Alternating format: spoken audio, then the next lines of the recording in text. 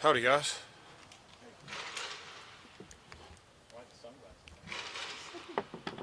Uh, they're so comfortable.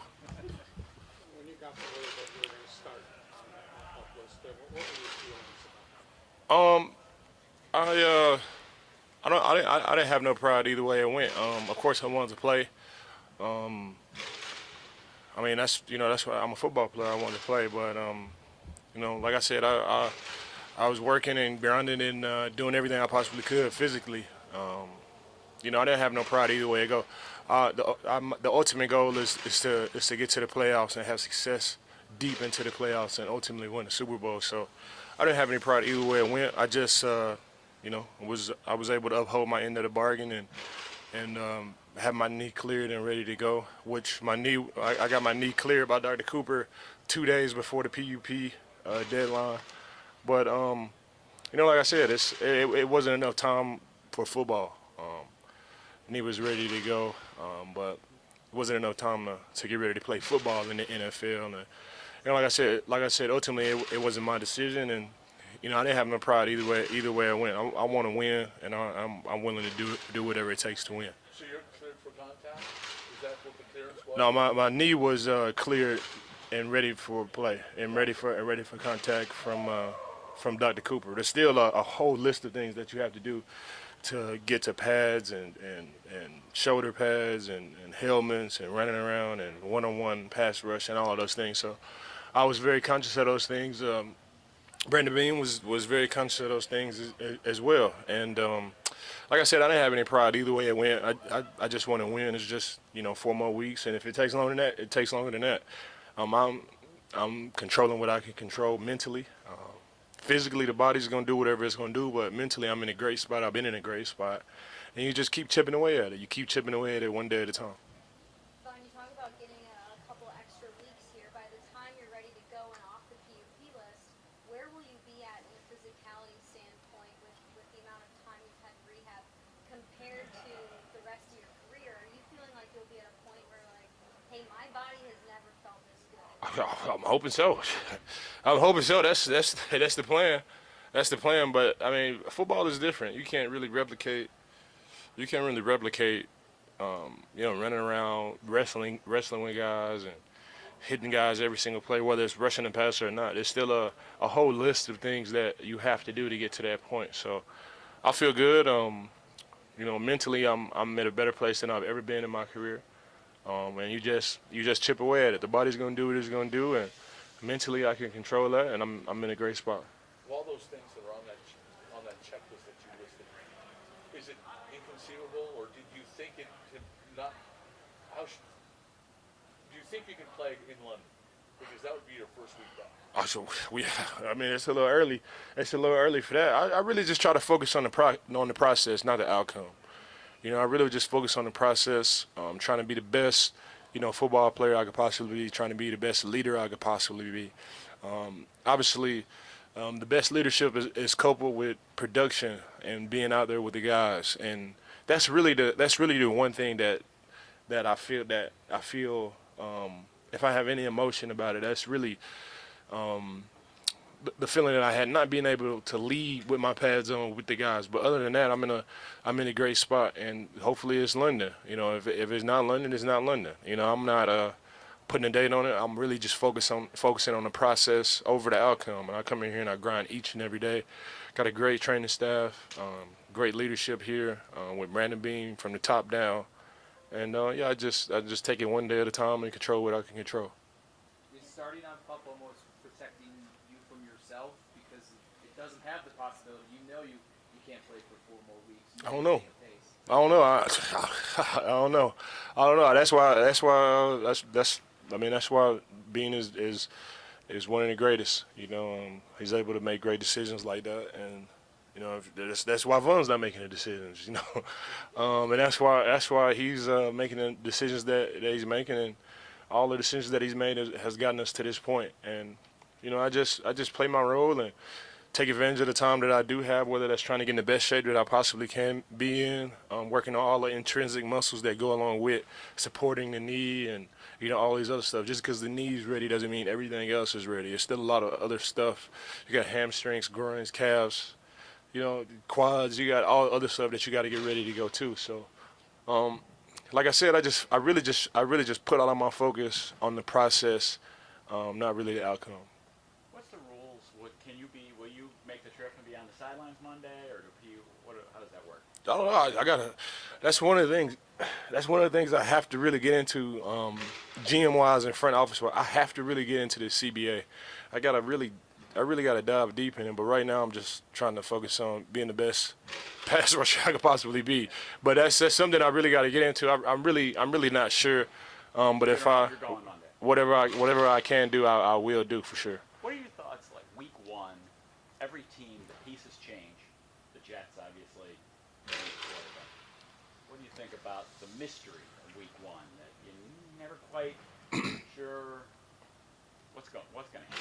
You really don't. I mean, that's what makes the NFL the greatest sport in the world. In basketball, you get 4-star players, 3-star players, and you got a championship team right away.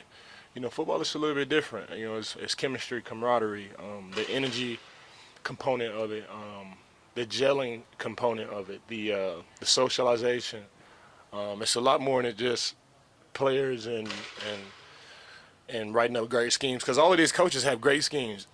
If you're a head coach in the National Football League, if you're an offensive coordinator, if you're a defensive coordinator, you have a brilliant mind. It takes the pieces on the field to really bring that to life. And the Jets have great coaches, and they got great pieces too. We got great coaches, we got great pieces too. And the mystery of it is why everybody tunes in to watch these games in the National Football League. What's your approach to open talking to teammates about the goal of striving to win a Super Bowl? I mean, I think you really just I really think you just break it down. You just break it down. That's really a long road to get there. And I feel like pressure comes from within, but on a team, you have so many different elements, so many different dynamics, so many different personalities on the team. And I feel like once we really focus on individual success, and not guys doing their own thing or anything like that, but once you focus on individual success, that leads to team success. Then you break it down. You just take it 1 week at a time. And I know it's cliche, but you even break it down, smaller than that. I like to take it 6 hours at a time, honestly. I like to take it one meeting at a time. And I think once we do that and we're present where our feet are, over time we'll be able to look up and we'll be where we want to be. A year ago, this team was supposed to be winning the Super Bowl. This year, you've got the same people saying you're not even making the playoffs. Are you used by that? I mean, that's why the media. That's why you guys have such great jobs, man. Y'all do all that stuff, man. Y'all make all the predictions, man. And I love it, man. You guys do a great job with all of this stuff, and y'all really compliment, our great game. It's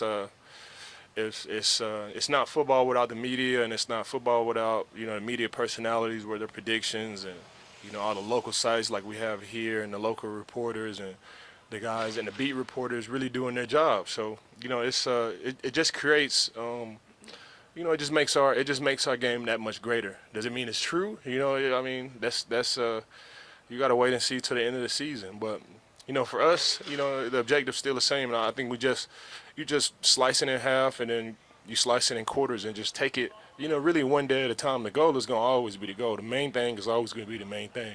I think the perception on how we go about getting there is really our main focus this year.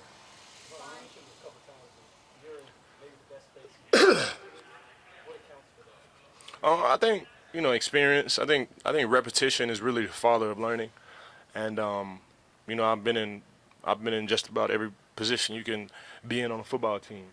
Good and bad, and I really just focus on the blessings. I think I have a really strong sense of gratitude. Whether that's coming into the Buffalo Bills facility each and every day, being able to be around great players and great staff members and great cafeteria workers and the infrastructure of this team. I think I just have a strong sense of gratitude, and I'm grateful for my opportunity at year 13. You know, and I don't really take that for granted, and I really just try to, you know, focus on the moment, and I feel like that's once I feel like that's my perception as I focus on really the small things. I look for the joy in the small things, whether that's talking to Ed, whether that's talking to the practice squad guys, whether it's, you know, talking to Nate and Nate Bresky and Joe Mika in the training room, or Derek and the media guys and Kevin and those guys. I really take I really focus. I look for the joy in each and every moment that I get all day. Like I said before, it's cliche, but you take it week by week, and for me, I just take it, you know, 6 hours at a time, and I just try to give my all into everything. And I think what adds to my mindset is I have a really strong sense of gratitude in year 13. Tom, what have you seen out of Greg Rousseau and his evolution in another season here in the NFL? Oh man, the tarantula. He has definitely evolved. And he's so smart. I think we all see the physical. You know, you can look at him and see, you know, how physically talented he is and gifted he is. I'm in the room with him each and every day, and he's so smart. His awareness of himself, and I think self-awareness is really the key to evolution. If you're not really self-aware, if you feel like, you know, you're in a good spot, there's no way you can get better. And his self-awareness is at a whole nother level. And he's so aware of himself and his game, and, you know, he's his biggest critic. And I think when you have that mindset, you just continue to develop. And I think the sky's the limit for Greg. I can sit here and talk about Greg all day. I can sit here and talk about Greg, Ed Oliver, Tim Settle, AJ Epinesa, Leonard Floyd, DQ. I think Daquan Jones. You know, he really doesn't get the love, but he's the enforcer of our D line for sure. And hopefully, I know on Monday night, you know, he'll be able to shock the world.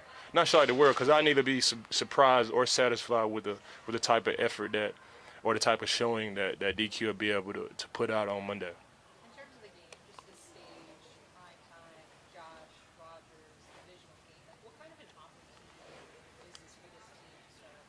Man, you know, it's me, and I think you know, like I said before, I got a strong sense of gratitude. But, you know, these are the games that you play for. This is what makes our game great.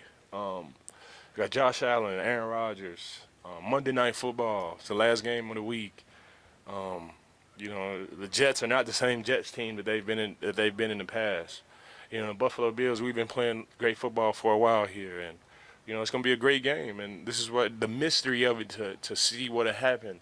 You know, that's why everybody tunes in, and I'm excited for our team, and I'm excited for this game for sure. Even though I'm not playing, I still got those butterflies and that sense of that anxiousness like I am playing. It's going to be a great one, man. And Monday Night Football, there's nothing greater than that. Rogers said the same thing. Even at his age, he gets butterflies. Just what is it about that? I love this sport. I have there's nothing that I ever wanted to do in life but play football, and I think that's it, man. I think once you lose the love, you know, those butterflies, they start to go away, man. I love this shit. I really do. I love everything about it, from coming in here and kicking it with the guys in the locker room, to practice, to, you know, coaching guys up, the social element of football. Playing the game, walking into the stadium, big games like this, man. I love it, man. And like I said, there's nothing else that I've ever wanted to do but play football, and I think that's where the butterflies come from. Thanks, guys. Appreciate it.